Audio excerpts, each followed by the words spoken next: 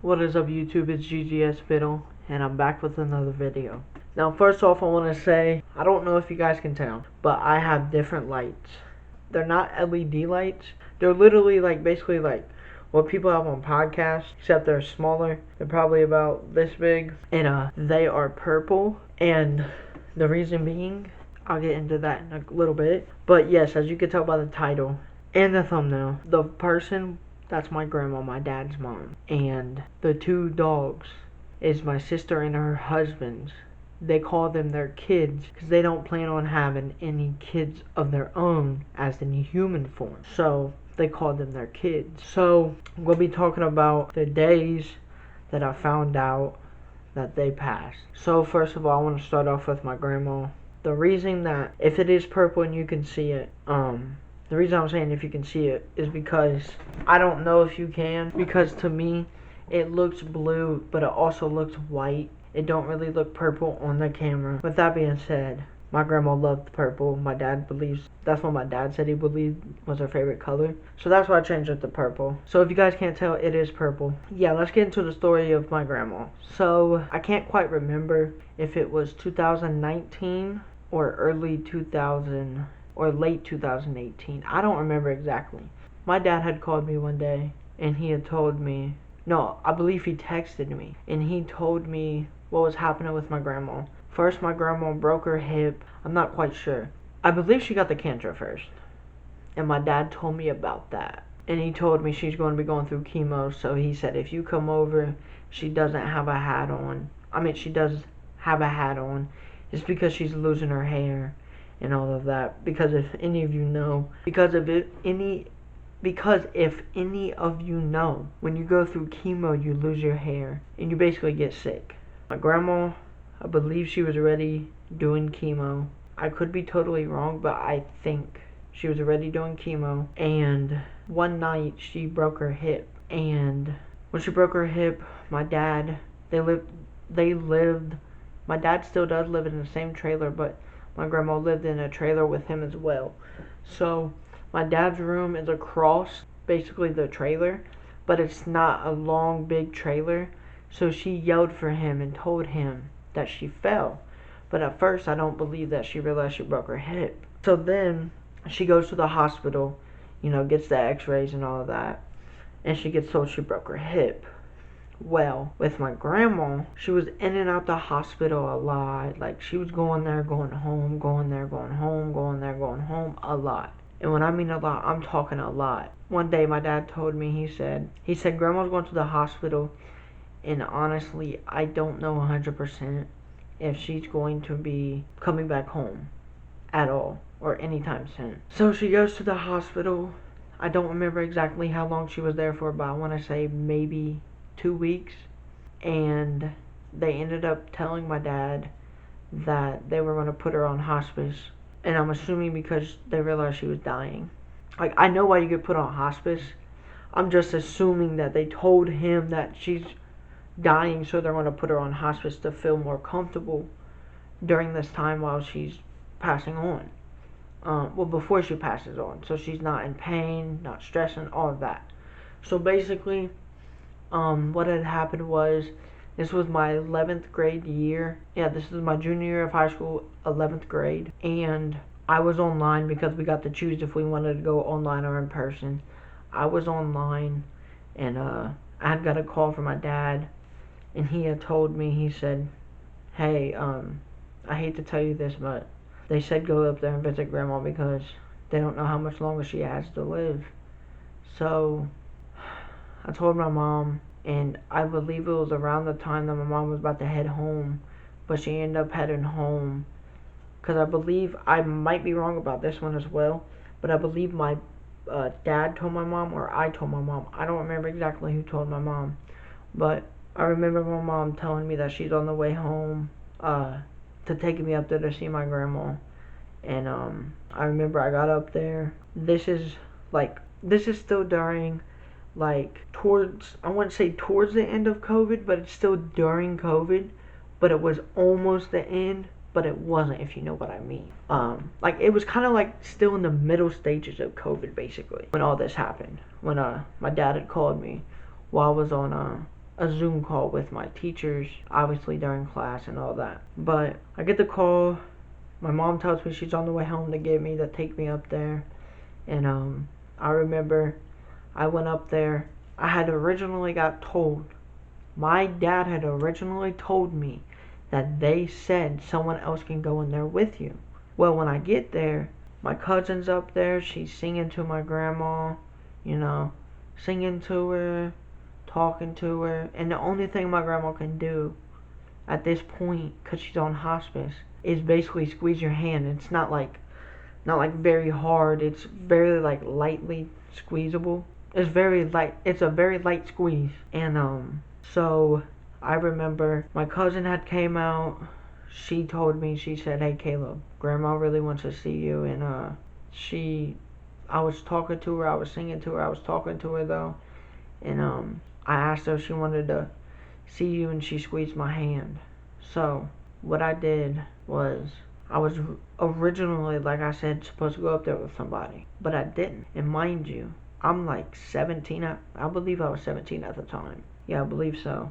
But I was either 16 or 17. I don't remember exactly, but I was supposed to go up there with somebody. Then I believe when we were walking in, I think it was me and my dad that was walking in. When we was walking in, the person had told us like only one person could go up there now, or only one person can go up there.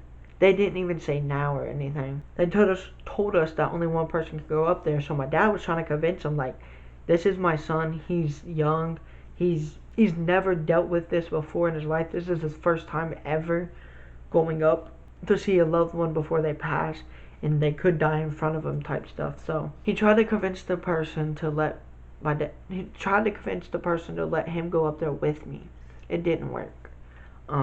And honestly, I really wish it would. This next part, it's not easy. But I want to say this first. I'm sorry for all the people that I've ever lied to about this part when I went to see my grandma. So I walk in the room. I see her on the bed. She's sleeping. And I sat down next to her bed on the sofa. At the time, I had a girlfriend, so I was texting her. I was like, I don't know what to do. I told her the situation, because she hadn't really been caught up on it yet, but I told her the situation. And then I told her that I don't know what to do. Like, I'm just basically, I was in shock in the moment, and I didn't know what to do. She said, just talk to her and let her know you're there, and let her know you love you. Let her know that you love her before she dies.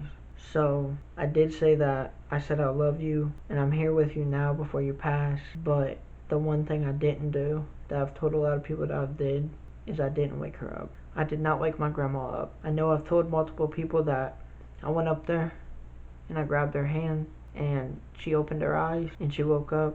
I did not. I'm just coming out with the truth now. I don't know why I lied to you guys. I really don't know why I lied to you guys. I don't know why I lied to you guys. And I'm sorry that I lied to you guys, that I've told. If you do watch this video, like I said, I am very sorry. One of the main reasons I think I didn't wake her up, basically, is because when my cousin had came out to tell me, when my cousin had came out the hospital to tell me that my grandma wanted to see me, she had told me that basically when you talk to her and she squeezes your hand, and when she's awake, she's only staring up. She doesn't look over to you. She doesn't move her eyes. She doesn't move her head or none of that. And I think honestly that's the reason I didn't wake her up, because with how young I was, yes, it was only a couple years ago, 4 years ago, but, well, 4 years ago this year, I know it wouldn't have been easy, and it probably honestly would have traumatized me, because it was the first time I've ever seen someone in a hospital bed just dying in front of me. So I was in her room. I was still texting my girlfriend a little bit here and there. Like I said, this is my first time ever having to look at somebody like that, so I didn't know what was going on. So there was people coming in. There was a pastor, I believe he said he was, or something, and he came in and prayed over her, and he said, "Son, I'm just here to pray over her, that's all. I don't mean to interrupt you or anything." I said, "Go right ahead, you're fine, I understand." So I then walked out, and I stayed up there at the hospital with my dad until everybody was ready, until basically he was ready to leave along with everyone else. And my mom came to get me, and she passed September 9th, 2020. Honestly, if you have any loved ones, if you have any boyfriend, girlfriend, whatever the case may be, I don't care if it's a friend that you call brother, and they're on their deathbed, wake them up. Please, do it for me. Do it, because if you don't, it's not that I regret it. I just wish I could go back and do it again. Like, I understand why I think I didn't do it, but I just wish I can go back and wake her up so she can hear me and I could feel her squeeze my hand telling me that she loves me. But yeah, if you guys have a loved one or whatever their circumstance may be on their deathbed, please tell them that you love them and that you're going to be there with them. Just let them know that you're there with them and you love them and you're going to miss them a lot. I'm sorry that I'm making an emotional video, but I just need to get some things off my chest about these things. But that's story number 1, guys, when my grandma passed away, and basically what I went through. So let's move on to story number 2. It's going to be about my sister's and her husband's dog that they actually had to put down. So I'm going to start with a little bit of backstory, because there wasn't as much backstory to it. There isn't as much backstory to it as my grandma's is. So basically, I believe 2021, I love this dog. This dog loved me. Yes, I may have gotten bit by her a couple of times, but hey, animals are going to protect their loved ones. They're going to protect whoever they need to protect. I remember playing with her all the time. I remember throwing a ball for her all the time. Well, not all the time, for her sister. The other one, the next dog I'm about to talk about. But I remember throwing the ball for her sister quite a bit. And towards the end, like before she passed, before my sister and her husband had to put the dog down, she was playing with it. Like, when you threw the ball, she would chase it too. But before that, like, she really wouldn't play. She would, but she wouldn't. She was more like a snuggle buddy. Honestly, I don't know what else to say, so I'm just gonna get right into it. So I remember I wake up for school, I go to my bus stop, normal school stuff. I go to school, go through 1st, 2nd, 3rd, 4th, 5th, 6th, 7th, 8th, and 9th period, or whatever period the last one is, 8th. I don't remember at that point what it was. They changed it so much at the school I went to. But I remember I was on the bus, and I believe my sister texted me first, and she said, "Hey, bub, I need you to get over to my house, like right after you get out of school, please. I have to tell you something." So I'm sitting on the bus thinking, what could be wrong? What could be wrong? So I kept texting her, like, what is it? What is it? Can you just tell me now? Like, I'm just basically trying to get what she wanted to tell me in person out of her over text, so I know what to expect at least. But I remember she kept telling me, no, you have to be here in person for it. Please be in person for it. Like, she really wanted me to be there with her and her husband, because these dogs were like I said, my sister and her husband counted these dogs as their human kids, even though they were dogs. So they were basically my nieces. So I kept trying to get it out of her. She would not tell me.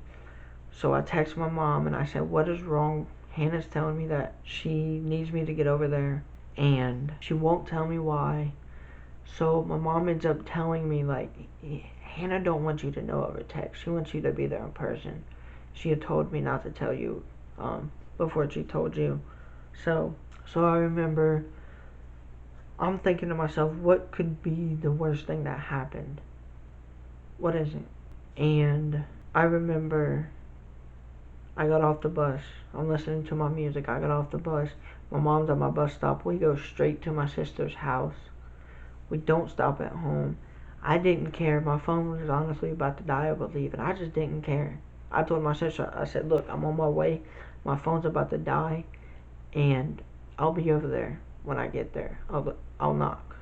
So my mom takes me over there, and we get over there, and my sister and her husband were just sitting down on the couch, and one of the dogs was still alive at this time when this happened.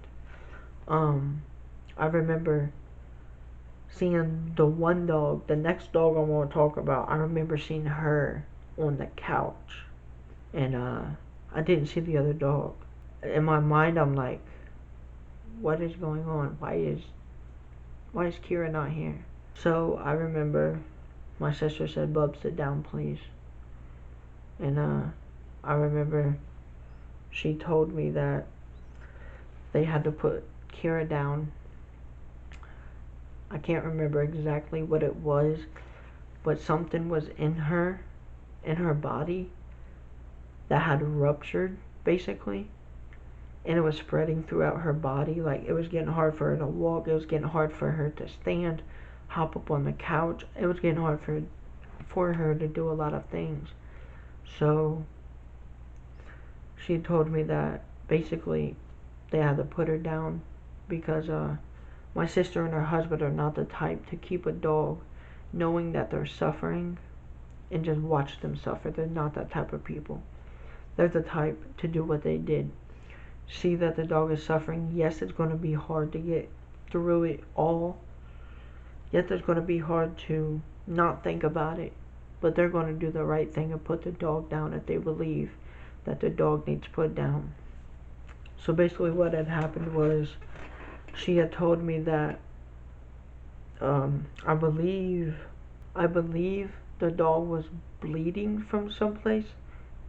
I don't remember exactly what it was, but they had noticed something, or like she collapsed or something. I don't remember exactly what it was, but I remember she told me that something happened and they knew that they had to get her to a vet. So they took her to an emergency vet. I believe it was like 12:30, 1 o'clock in the morning when all this happened.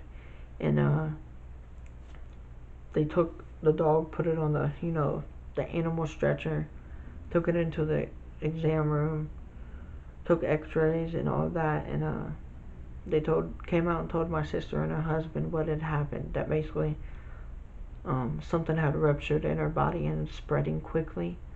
So I believe they said that you have two options. One, they said, I know it's going to be hard, but put the dog down. Or two, give her antibiotics and hopefully it clears up. So basically, they said, we're not going to do the antibiotics. We're going to put her down. So they put her down, crying, all of that for a while. And the one thing I would never forget that my sister said that she did before she had passed on was she put her two paws out and just put her head down in between them. And that's one thing that she would always do. She would sit in front of me a lot of the times and do that. And that's one thing that's going to forever stick with me. So yeah, that's the second story on how one of my sister's dogs passed. This is the second and final story, guys, I promise. I know this is probably like 45-minute video, but I promise this is the final story and it shouldn't take long. But I remember my senior year, I remember my senior year of high school. It was, I believe, we just started school. It was still August, I believe. Yeah, I believe it was still August. Wait. 2023. Hold on, guys. Give me 1 second. I'm going to look up what year the other dog passed. I believe it was last year. And if it was last year, I wasn't at school last year. Yeah. Okay. So last year, 2023. I remember okay, yeah, I'm a 2022 graduate. My bad, I'm trying to think here. My mind just blank right now, honestly. But I remember last year, I believe I was at home, I was at work, or I was with some brothers of mine. I don't remember exactly which one, but I was with one of them. or at one of them places. And I remember my sister, she had said basically that they had to put Lily down, their second dog, Lily. And the reason being was because she had a very bad hip and she couldn't walk anymore. It was starting to get very hard for her to walk, and she was getting old. So, you know, older dogs, it gets hard for them to walk even when they don't have problems sometimes. But it was getting hard for her to walk, so they basically took her to the vet, seen if there was anything they can do, and they got told basically the same news, like give her some more antibiotics because she was already on medicine because she had arthritis in her leg, or hip, I mean, my bad. And when they had first found out about her hip, she started on antibiotics. So then, on some type of medicine. So then, that happens with her. They take her to the vet. I believe she fell off the couch and couldn't get back up or something like that. And, yeah, that's why. Old age, that's why. So, yeah, I believe she fell off the couch or something, and she couldn't get back up, so they had to carry her to the car. They took her to emergency vet as well, and they said, like, give her antibiotics or sadly put her down because she is getting to that age where she's going to just basically be able to not do anything soon.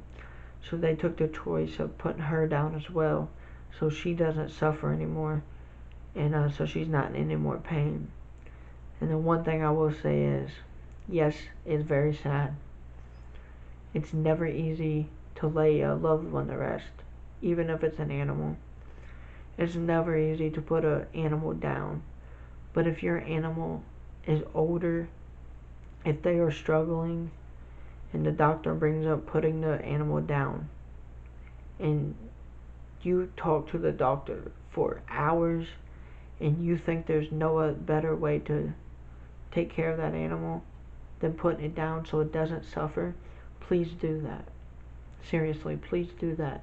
I'm not saying it to be rude, ignorant, or none of that.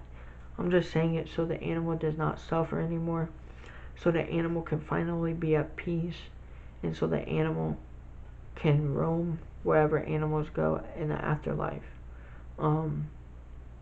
Yeah, please put the animal down if you believe there's nothing better to do, because like I said, it will just bring their spirit of the animal, bring them joy, knowing that you actually care about them. Yes, it is. Putting them down is not easy. It's never going to be easy. It's never going to be easy losing a loved one. But it's honestly, truthfully, 100% better to put down an animal knowing that they're suffering than leaving them on this earth to suffer. If you guys like this video, like, comment, subscribe, turn on bell notifications so you know whenever I post. And I'll see you guys in the next one. GGS out.